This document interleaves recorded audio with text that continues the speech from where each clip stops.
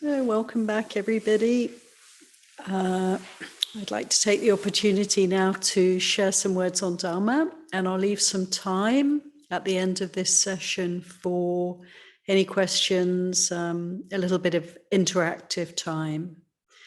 And we'll close with the closing homage. So I'd like to begin this talk with paying homage to the Buddha Dhamma Sangha. Namo tassa bhagavato arahato samma sambuddhassa. Namo tassa bhagavato arahato samma sambuddhassa. Namo tassa bhagavato arahato samma sambuddhassa. Buddhang dhammang sanghang namasami.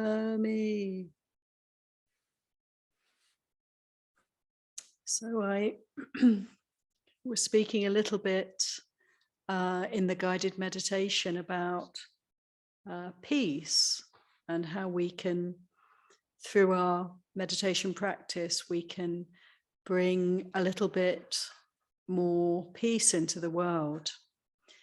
And as many of you will know, the theme for the Dhammadharani Aranyabodhi community this Vasa has been that of, the title is Stop the War. And we could also say it's an investigation of how to bring peace into the world. And we've been considering many teachings of the Buddha that relate to sort of pacifying all the causes of strife and conflict in the world. And when I say in the world, of course, I'm not really talking about out there. As Buddhist practitioners, we have a different sense of the world, many of us. The Buddha said famously that this world is to be found within this body and mind, within the fathom-long, this sort of frame, this sort of form that we carry. This is the world. And in many ways, he elucidated this teaching. You know, what is the world for us? It is what we see, what we hear, smell, taste, touch, and think. What else can we know of the world? How do we receive the world? Only through these six senses. It's interesting to consider this, isn't it? Because we do have a sense of a vast, global community, and the material world, the earth that we live on, so vast. There's so much going on. It's inconceivable for our little minds to be able to encompass, all the happenings of this world. The gods perhaps can do this. They have that kind of ability to perceive, to comprehend, to take in huge amounts of information. But for us, it's this is a concept. The world is a concept, the external world, geography and so forth. It's all concepts in our minds, isn't it? And we can only be in one place at a time. And it's here. It's always here. We're embodied beings, and we have minds that are, they're incredible, amazing, but also limited in certain ways. So truly, the world that we perceive out there is actually right here. And we know about, don't we, the external world through what we take in through the senses, the news, the information, the sights, the sounds, and all the concepts. And it all comes here. And this is where it, sort of hits this chitta, this heart, this mind. And really, we have the choice, don't we, to either make peace, experience harmony, experience well-being, or to experience suffering and strife and agitation. And it really is down to us, you know. And we can get a bit confused sometimes because we might feel, well, there's so much suffering out there, you know, virtually whole countries undergoing great vicissitudes because of climate issues, floods and fires and so forth. This is terrible and impactful for us, and war happening. Terrible, shocking, unbelievable suffering happening for no good reason when it comes to human-made suffering on such a vast scale. We can feel very impacted by this, perhaps even more impacted in a way, because it's not necessary. We feel, well, it's in our hands to some extent. Some forms of suffering are, yes, created by us, by human beings. But whatever the cause, and actually the climate issues, we could say also, oh gosh, you know, we humans, we're creating all of this. And we can feel very, very perhaps guilty, perhaps responsible, perhaps involved in all of these causes of strife and distress, despair and suffering. And we can get confused into thinking that we should suffer because there's so much suffering in the world. To me, that's a very reasonable kind of confusion. How can I be happy? How can I be at peace when there's so much that's not happy and peaceful in the human realm, in the animal realm, all around me? But actually, the Buddha is very clear in his teachings. It's really important for us to take responsibility for the happiness and peace that we can allow, that we can bring in to the world. And this is a great offering for us to be able to not add to the suffering of samsara, not add more agitation, more upset and more despair to what is already suffering, but actually to bring in well-being, to bring in peace. And it's not the same as ignoring or indifference, turning away from the world. Not at all. It's a real call. The Buddha's teaching and this path of practice is a real call for us to actually open up, be present, be aware of what's happening in the world, and to accept, make peace with, understand through investigation what's actually happening here. And we have certain choices, don't we? We can choose, you know, how much news to take in, how much to be connecting to the wider field of events. And I really feel that, you know, this choice is one that we can apply wisdom to, apply our discernment, apply the precepts to this choice that we can make about how much we take in of the world around us. And let's notice, you know, when we hear painful, difficult, upsetting news, what's happening then right here? And the Christians practice this very beautiful practice they call intercession. which I'm sure many of you have heard of, to be very conscious, very open and very aware of what's happening around, and to bring it into the life of prayer, to pray for those who are in distress, to dedicate to those who are in need of support, of help. And the sense is that this way of sharing and praying and wishing well has a tremendous power. And we Buddhists don't talk about intercession and we don't pray, but we practice metta, bhavana, we practice loving kindness, don't we? We are encouraged by the Buddha to uproot the defilements, to work with greed, with hatred, with confusion, and to understand the causes of these defilements and to let them go.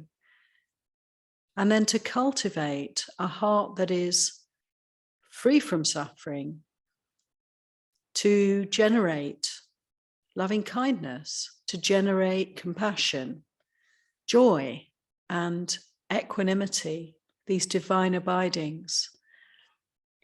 And to me, this is very similar to the Christian concept of intercession, that we can kind of turn things around. Ajahn Brahm wrote the wonderful book, didn't he? Titled something like, "Who delivered this cartload of dung, this cartload of manure, this truck of manure," something like that. Who's to blame? You know, who's delivered this, all this horrible stuff? We read the news and it can feel like a delivery of very, very unwanted, unpleasant, disgusting, appalling material. But what do we do as practitioners? Whatever we receive, it's grist for the mill, isn't it? It's the manure that we can put into the garden, we can put on the compost, and we can watch it nourish and fertilize the ground. You know, we can turn things around, and it's actually a kind of duty for us. It's our responsibility. It's our call from the Buddha not to add to the suffering, but to come out of suffering, to let go of suffering, to see the way to peace and well-being. And a happiness that is not shaken by the conditions around us. So, you know, this way of practice is a way of bringing peace into the world. And it makes a difference. It's a contribution that is not measurable, is it? It's not obvious. It's not, you know, it's very quiet. It's invisible. It's unobtrusive. There's effacement in that. Our practice is one of letting go of overt influence, of arguing, of disputing, of judging or blaming, and simply being present, to simply be present and to observe experience, which is absolutely what we do in meditation practice, isn't it? Is to offer peace into the world. And, you know, it's not a passive thing. We're not really pacifists, I would say, Buddhist practitioners. We are practitioners of non-violence, though. There's the clear boundary. Whenever we take the precepts, every day as we practice the precepts, we practice harmlessness. We are strongly motivated, aren't we, to avoid any kind of hurt or harm to ourselves and to others. So, you know, we're living in a realm where there's a tremendous amount of, or lack of, understanding of the danger of harming others, harming oneself. There's a tremendous unconsciousness around this, around the consequences of this.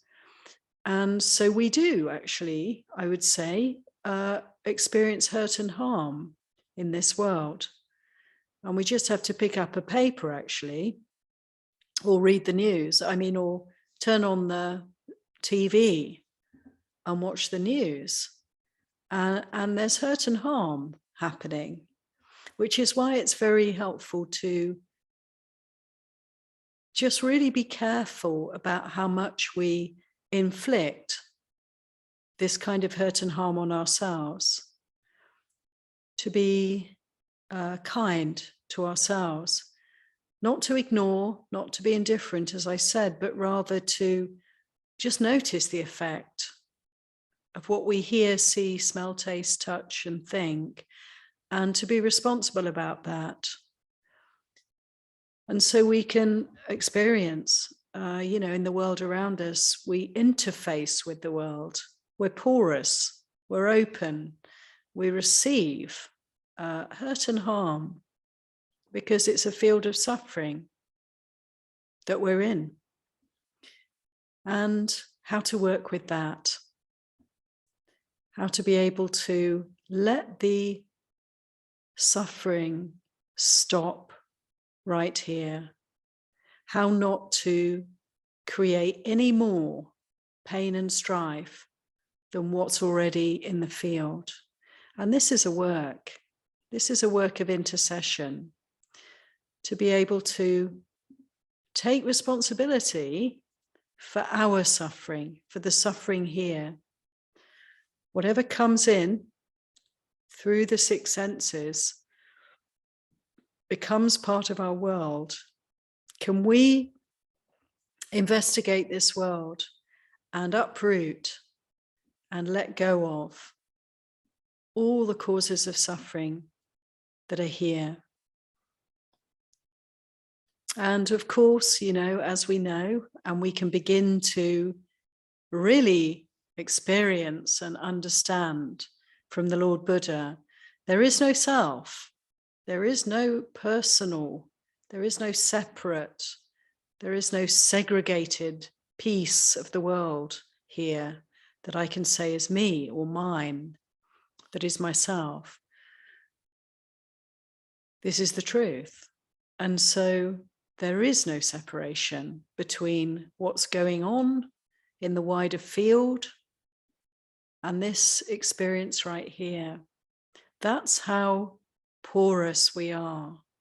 That's how much we're part of samsara. And let us learn, from every experience, from every thing that we receive, everything that bubbles up within, every reaction to what we hear, see, smell, taste, touch, and think. Every time we are affected, every time we can experience any kind of aversion or desire, pull towards or push away from anything, this is our opportunity to bring a little bit more peace into the world, to let go of suffering. And we've been very interested here at Dhammadharani to investigate the causes of strife and conflict that we can experience directly ourselves in our lives. The times that we have a quarrel with someone, or we have an issue with someone or something. We have, in short, some kind of reactivity, some kind of liking or rather disliking that comes up for us. We can say we're triggered by something. There's heat, there's reactivity. We have a problem. Every time that happens, we can get really interested in that, because this is our most direct way of bringing peace into the world. When there's a something here that's threatened or that's undermined, a sense of things not being quite right, a sense maybe of needing to put things right, wanting to do something, to sort it out, and so forth. And these energies can be very compelling, but always as practitioners, as followers of the Buddha's teachings, we want to, rather than allowing ourselves to get caught up in whatever energy it is that's flowing within us, we want to be very still within, don't we? Become very still and really pay attention to that which is not at peace, that which is agitated, that which is reactive, that which wants to do something, to put it right, to change things, to, in a way, interfere with the way things are. And again, I'm not saying we should sit around doing nothing and be completely passive and not contribute in action sometimes in the world. Not at all. I'm not saying that. What I'm saying is that when we have reactivity in the heart, this is not a time to act. This is not a time to allow that momentum to move into speech or action. No, this is the time to be still and to observe and investigate the suffering.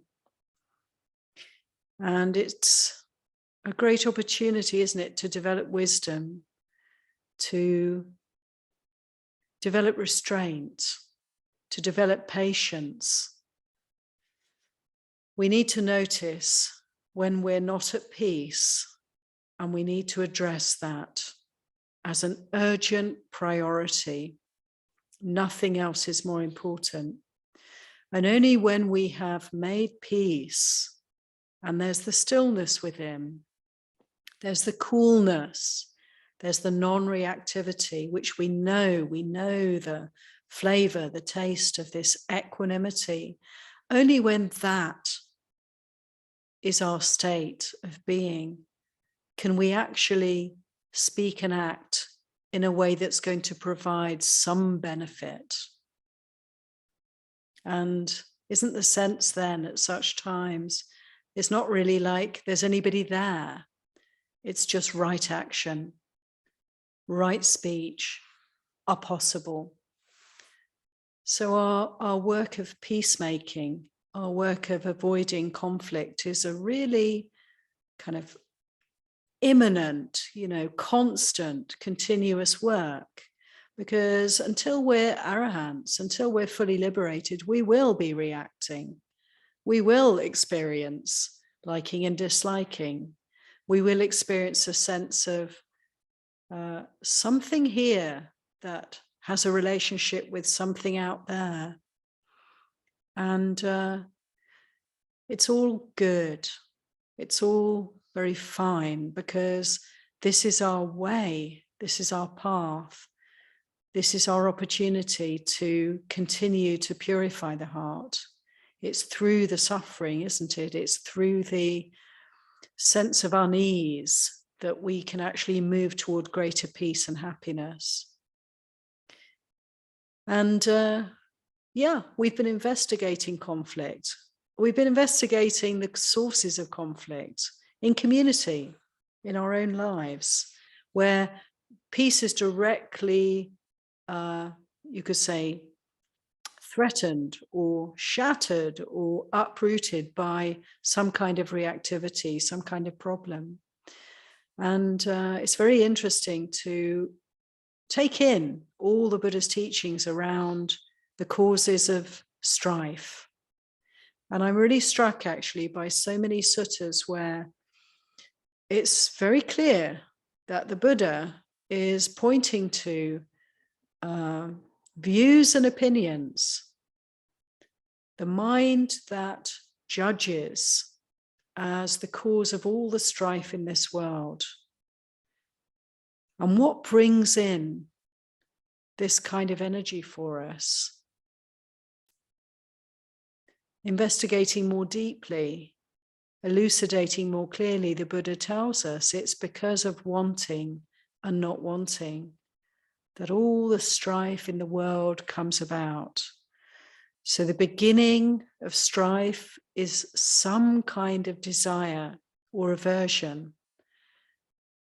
And what does it do? If it's not seen with wisdom, if it's not understood and let go of, these glimmerings, these hints, these very subtle, perhaps, degrees of liking and disliking will grow into some kind of a energy propelling speech, propelling action, propelling thoughts that are tinged with ignorance, tinged with desire, tinged with aversion, that will lead us inexorably, if we follow them, into some kind of dispute, some kind of quarrel. Quarrel with what? Well, quarrel with reality. And it can be a quarrel with people, a quarrel with situations. We can even get mad at objects, can't we? Get mad with objects and throw them around. It can, project onto anything at all. But the sense of unease, disquiet, an argument with reality is the result of unseen, unmet, not understood desire or aversion or confusion. So our job is so clear to us, really, from the teachings of the Buddha. Our job is to be very sharp, very alert, very vigilant, and to notice the beginning of any kind of wanting at all, any kind of not wanting at all, to see and catch and kind of prune it as soon as we can, as quickly as we can. Because we can appreciate, can't we, as practitioners, that these qualities of unpeacefulness, the qualities of having some kind of argument, having some kind of conflict, having some kind of disquiet in the mind, in the heart, are ubiquitous. Until we're arahants, we all have to deal with the causes of conflict, the causes of strife. We're not different from others. People who are fighting over there, or, grabbing what they can over here. We're not different. We're maybe, could say, if we have all the resources that we need, easily accessible, we're much more liable to be peaceful and to look across at places where there's a lack, there's a survival struggle going on, and feel, somehow different from people who are fighting, struggling and striving to get their share, to get their peace, to get enough to survive. But of course, if we strip away all the supports, the wealth and the privilege, then we really get a chance to see human nature and what we're dealing with, and how very challenging it can be for us all when we're under stress, when we're hungry, when we're thirsty, when we don't have some space just to be. So it's very humbling, really, isn't it, to see that, we all have these drives, this potential to rise up and create harm, unless we're very careful. And it's interesting how even when we have very privileged lives, and we're not really struggling on a basic level to survive, we still have suffering. We have the luxury, actually, don't we, of seeing how we suffer in so many other ways. And we can pay attention to that. And all our efforts can be directed towards making peace, being willing to observe suffering and not act on it, and not be driven by it, not be duped by it, into creating more of it, letting it stop right here. This is really our great opportunity. There's a beautiful sutta in Majjhima Nikaya that I'm looking at the moment. It's called Potalya Sutta, and it's Majjhima number 54, I think. It's a conversation between the Buddha and an elderly gentleman called Potalya. And Potalya is a man who has lived a very full life. He's been successful. He's come to sort of retirement age. And he's done a great thing. He's given up all his wealth. He's given it away already to his children. And he's just requested from them that they give him enough to survive. But the other great thing that he's done is he's given up all involvement in worldly affairs. No more judgments, no more decisions. And he's living the life of a renunciant to a certain extent.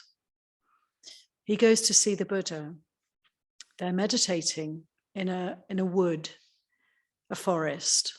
And he finds the Buddha in this forest and he approaches him. And the Buddha addresses him as a householder and says, come and sit down, householder. And Potalya is quite put out by this because he feels he's not a householder, he's a renunciant. And 3 times, actually, the Buddha addresses him as a householder. And in the end, he gets a bit shirty, and he says to the Buddha, actually, I'm not a householder. Can't you see? Can't you tell? I'm a renunciant. I've given up all my wealth and property, and I've given up all judgment. And the Buddha says to him, well, the fact that you're wearing shoes and carrying an umbrella and wearing lay clothes was why I called you a householder. And actually, giving up decision-making around what to do with your wealth and how to run your house and your family is not a real giving up of judgment, Potalya. Can I tell you how to give up judgment? And Potalya's interested, and he asks the Buddha to say more about judgment, the judging mind, and how to give up judgment. And it's a really powerful teaching the Buddha gives, because he says to Potalya, there are just these causes of judging, and these causes are to be let go of. They are to be put aside. This is how to practice skillfully. To give up judgment is definitely the direction that we want to move in. And the Buddha said these causes of judgment, we could say of views and opinions, we could say thereby of conflict and strife and disagreement with others. The causes are killing, stealing, and sexual misconduct. These first 3, of course, they're the first 3 precepts. So it's interesting to consider that causes of judgment, having a judgmental or a critical mind, can lie in the way that we're living our lives. And if we're living our lives in such a way that we ourselves are causing harm or acting in unwholesome ways, this is a cause for us to judge and criticize others. So that's very interesting to consider. One could perhaps consider that conversely, if we're living lives that are harmless, perhaps then it gives us the opportunity to not be so swayed or overwhelmed by judgmental thoughts, critical thoughts towards ourselves, towards others. Perhaps it gives us more of an opportunity to investigate the tendency to judge and criticize, and to be able to work with that and to let go of that. So these first three are very good to consider. If we keep a sila, if we live virtuous lives, perhaps we're less likely to experience these.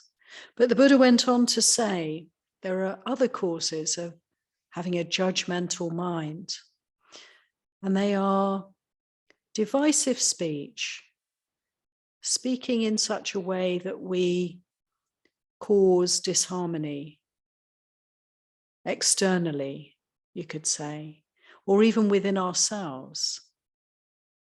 Also telling lies, being dishonest in our speech. So again, unskillful speech, creating disharmony.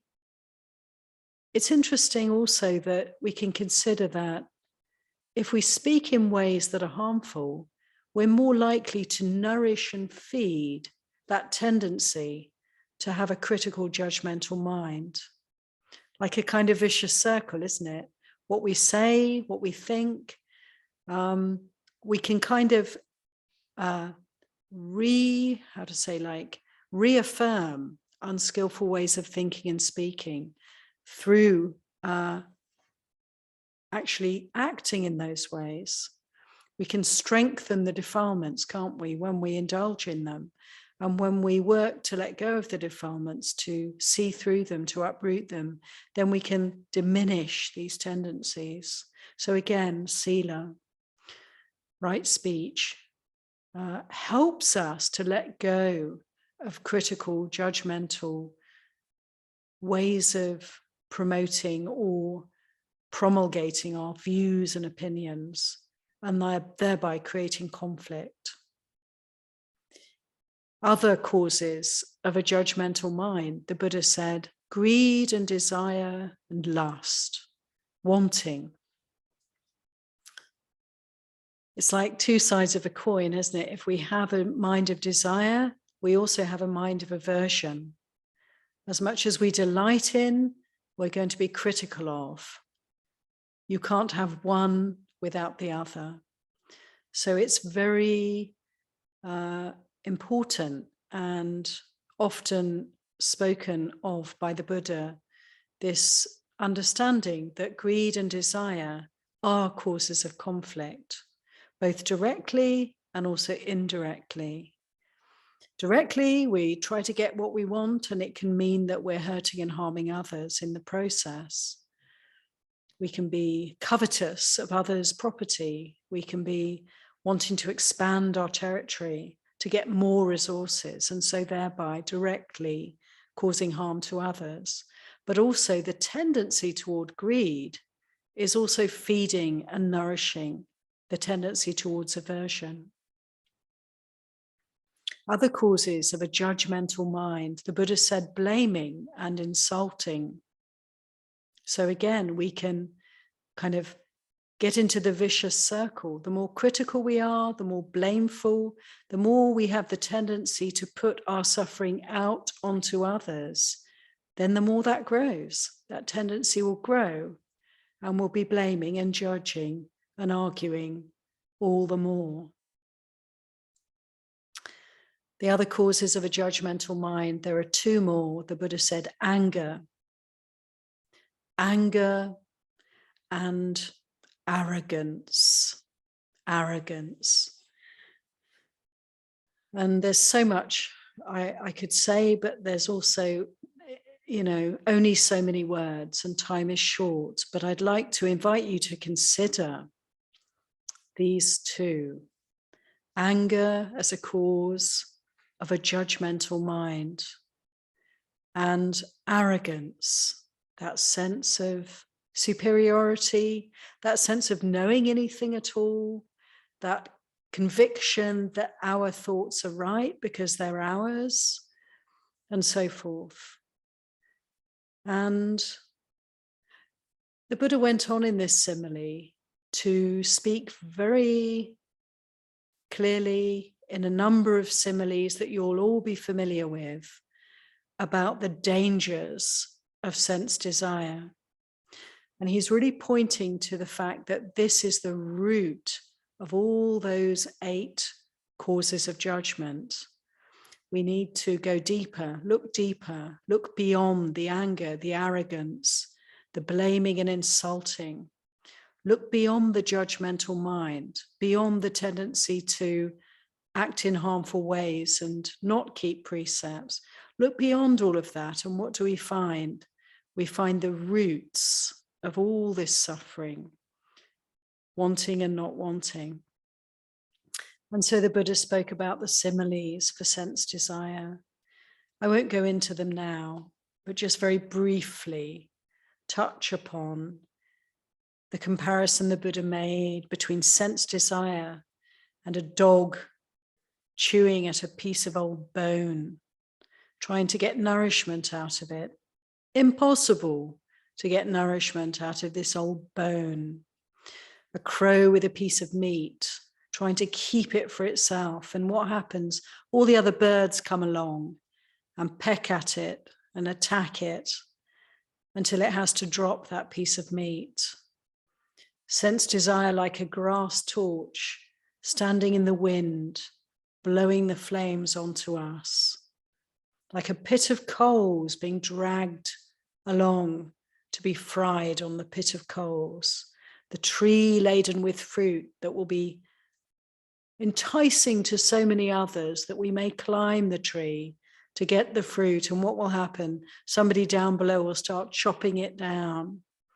All these similes and more, really bringing home for us the danger, the strife, the fear, the trepidation in sense desire. So we can just consider this and note that the Buddha, in many other suttas as well, spoke about conflict as being rooted in wanting, in desire. And let's be very vigilant. Let's be very attentive. Let's see whenever there's an inclination towards wanting or not wanting, towards leaning into or leaning away from what simply is. See how quickly we can catch our minds before they go off, before they exaggerate, before they move into defilements. Let's see how quickly we can notice what's happening and simply be aware, breathing deep, feeling that sense of unease, observing it until it passes away. And we've been able to, yet again, gladly bring a little bit more peace into the world. So I want to wish you all well with your practice. I hope these words can be of some benefit. Ewam. Annamayandamaktaya sadhu karanda dhamase sadhu sadhu sadhu anumodan. So, dear friends, we have a few minutes, 10 minutes, for any questions, comments, reflections. I'm just going to open up to gallery view. And if anyone has anything they'd like to share, please feel free to put up a hand.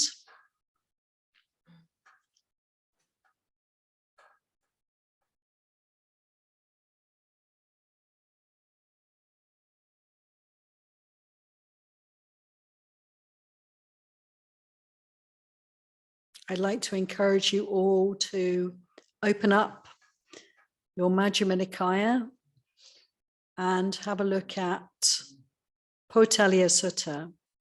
There's so much more. And it cross-references, at least in Bhikkhu Bodhi's version, to a number of other suttas that also address these issues. I believe it's Majjhima 54.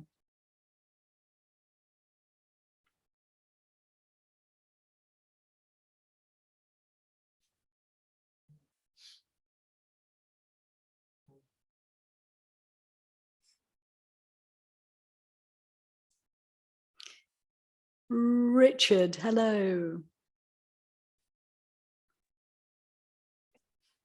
Hello. Some sects of Brahmanism had a system by which they divided life into 4 parts.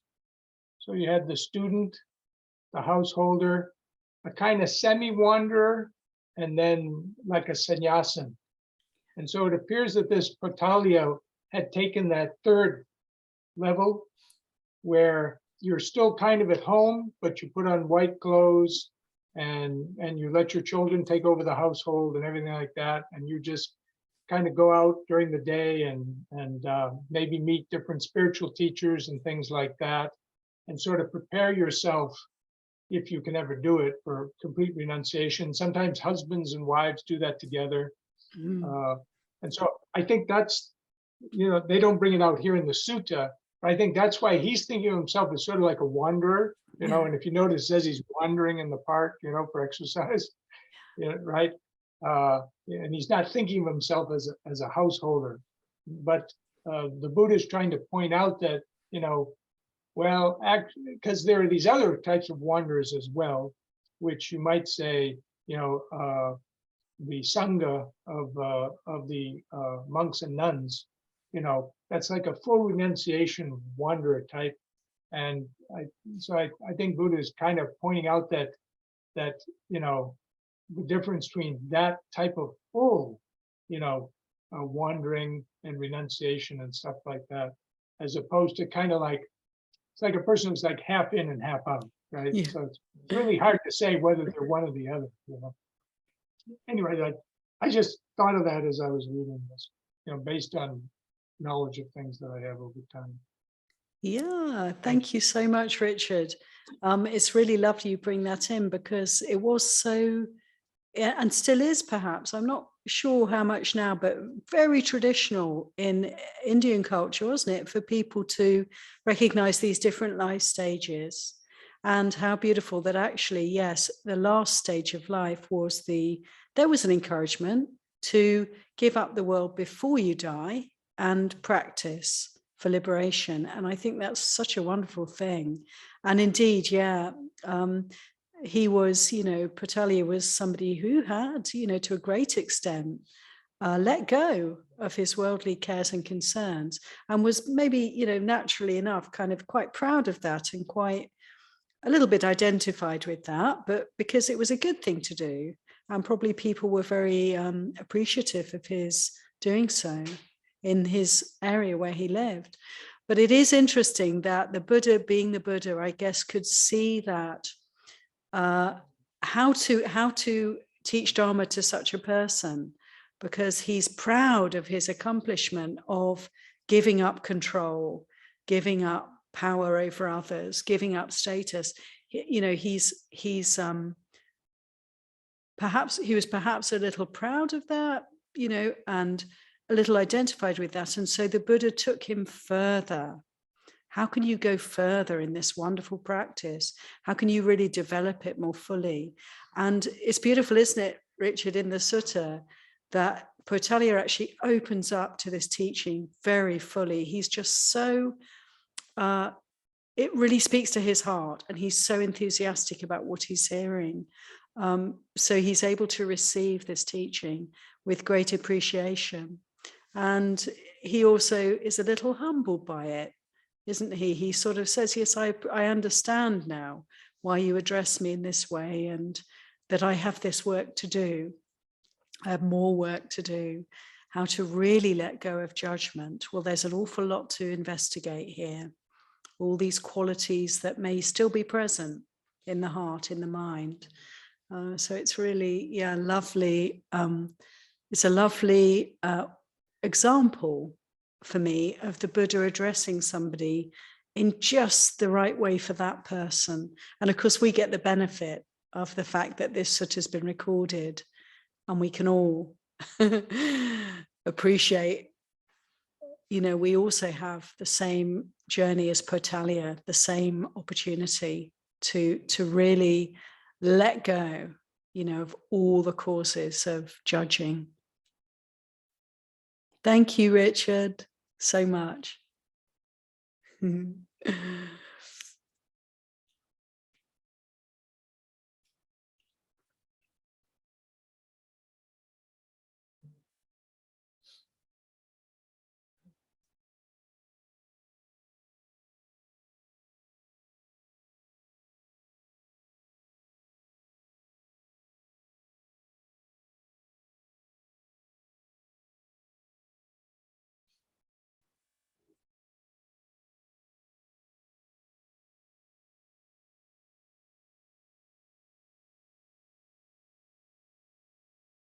Anyone else, feel very free to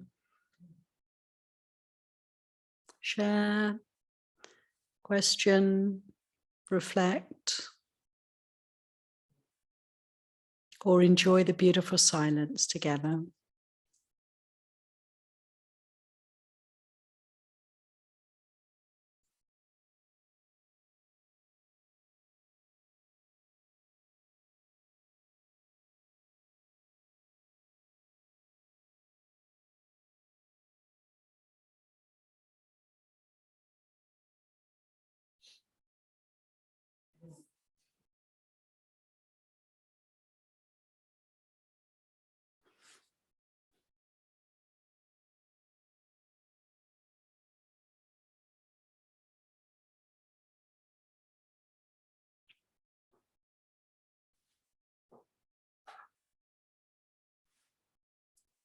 Sadhu, sadhu, sadhu. Very good. Well, we've come to the end of our evening, and let us conclude by paying homage to the Buddha, Dhamma, and Sangha together.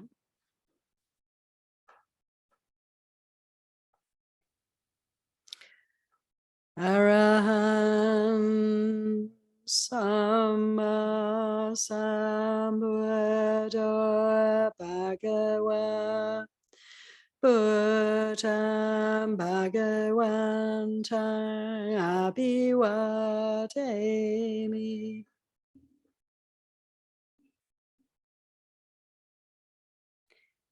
Sawakato Bhagavata Dhammo Dhammang Namasami.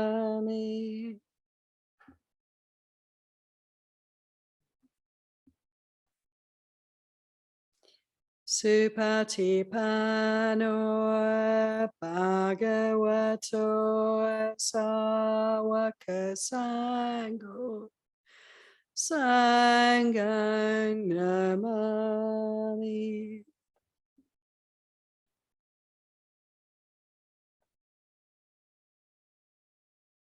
Thanks everybody for your wise attention. Thank you, Aya, for the teaching. Sadhu, thank you. We bow to the teacher.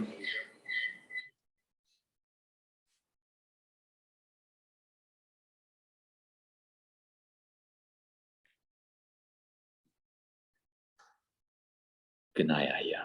Good night. Good night, everyone.